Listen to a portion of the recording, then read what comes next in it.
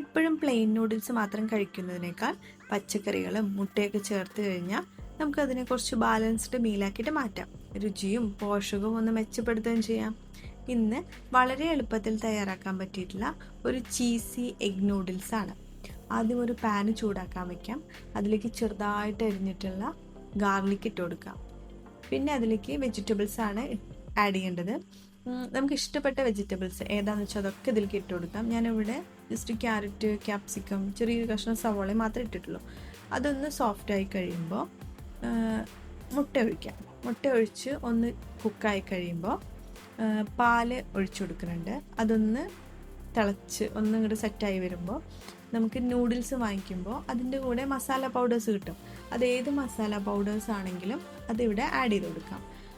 എന്നിട്ട് അതൊന്ന് മിക്സ് ചെയ്ത് ഒന്ന് ജസ്റ്റ് ഒന്ന് കുക്കായി കഴിയുമ്പോൾ നമുക്ക് നേരത്തെ കുക്ക് ചെയ്ത് വെച്ചിട്ടുള്ള നൂഡിൽസ് ഇട്ട് കൊടുക്കാം. അതിൻ്റെ കൂടെ കുറച്ച് സോയാ സോസും പെപ്പർ പൗഡറും കൂടി ഇട്ട് കൊടുക്കുന്നുണ്ട്. എന്നിട്ട് ഇതെല്ലാം കൂടി നന്നായിട്ടൊന്ന് മിക്സ് ചെയ്ത് കൊടുക്കാം. അവസാനമായിട്ട് 2 ചീസ് സ്ലൈസും കൂടി വെച്ച് കൊടുക്കുന്നുണ്ട്.